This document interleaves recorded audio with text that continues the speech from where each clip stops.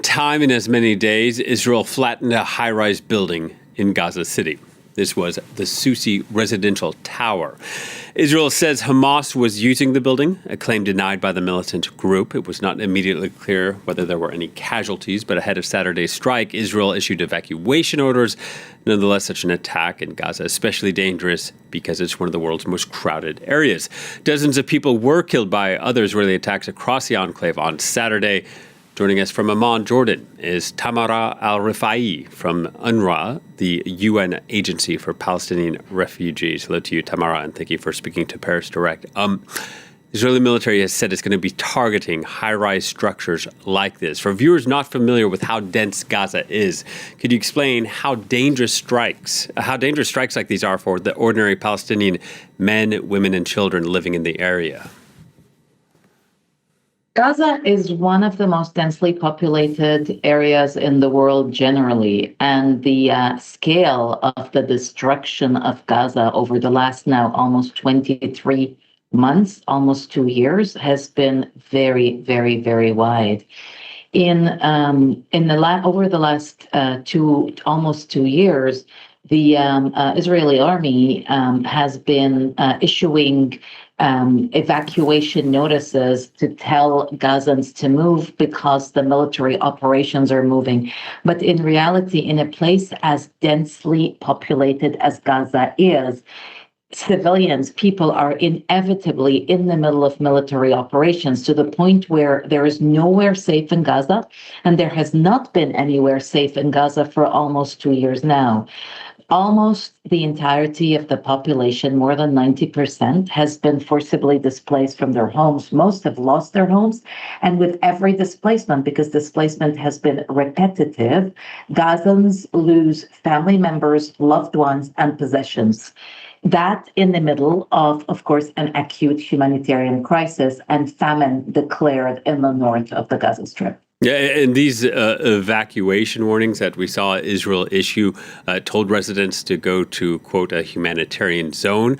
Where is that zone? What provisions are there? And how safe would such a zone be? People have been asked to move to the south, the southern part of the Gaza Strip. But as a reminder, the entirety of the Gaza Strip has undergone military operations, to the point that 86% of the Gaza Strip is considered to be a military zone. This means that the Israeli army, the Israeli authorities are asking nearly or over 2 million people to be crammed in less than 15% of a territory that was already extremely packed before. But in the south, there is very little in terms of urgent humanitarian supplies, starting with tents. Tents are extremely rare in Gaza, and where they are overcrowded and unsafe. I mean, how much can a tent protect from bombardment? There's also very little access to clean drinking water, which is why we have seen a spreading of waterborne diseases, including diarrhea. There's very little access to food, especially with the very high restrictions on the United Nations and other humanitarian agencies, food trucks and aid trucks. So it's extremely dire all over the Gaza Strip. Yeah, you laid out very well there, very accurately. And after a 7-day trip to the region last week, 2 U.S. senators accused Israel of ethnic cleansing in Gaza and the occupied West Bank. Is that what it looks like to you?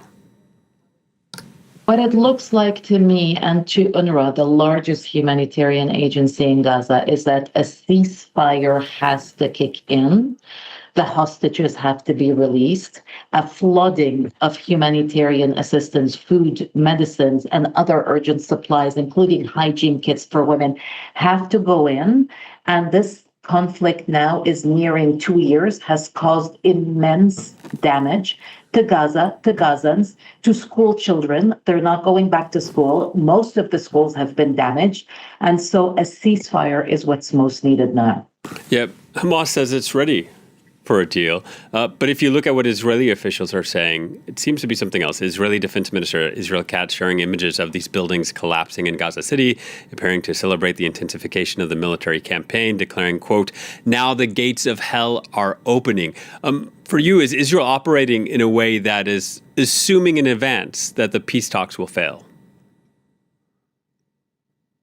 It's difficult for me to know what Israel's calculations are, but as a representative of the largest aid agency, and as we run up, this is a run up towards the UN General Assembly, which is a moment where world leaders come together and discuss ways to bring peace to the world. This is really a moment to push for a ceasefire. It's really a moment to remind of the huge humanitarian impact of this conflict on Gazans, but also on the families of the hostages. So this is really a moment to call again, not just the UN, but also international civil society, international non-governmental organizations, the media, to call for a ceasefire and to call for the humanitarian access for the UN and for other aid groups. Yeah, and on that last point, at the start of the year, UNRWA was banned by Israel.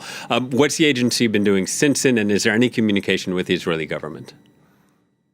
The agency has continued most of its critical services, especially health services in Gaza. We provide 15,000 medical consultations per day because we still have around 10,000 staff members, Palestinians from Gaza, operating in Gaza. But we also continue pumping clean drinking water and distributing it where it's possible. We continue managing solid waste to avert massive public health crises. And in the West Bank, the occupied West Bank, our schools continue to receive children also thanks to our Palestinian Staff Corps. So most of our services continue in the occupied Palestinian territory, despite these laws that restrict the work of UNRWA and put a ban on the presence of international staff in the occupied Palestinian territory. And finally, one last question. Several weeks ago, famine was declared in parts of the Gaza government. And based on that data, they said the situation could even be worse in the northern part of the enclave, but there wasn't enough data to declare famine there. Since then, Israel's operations have expanded in Gaza City. What do you think, if things continue as they are now, what do you think things will look like over the next coming weeks? They can only get worse. Famine is 100% man-made in the case of Gaza. It is triggered primarily by the restriction imposed by the government of Israel on the entry of trucks of aid, of food, of medicines, of other supplies. But also, this famine comes as a result of, or even on top of, the massive devastation of this conflict.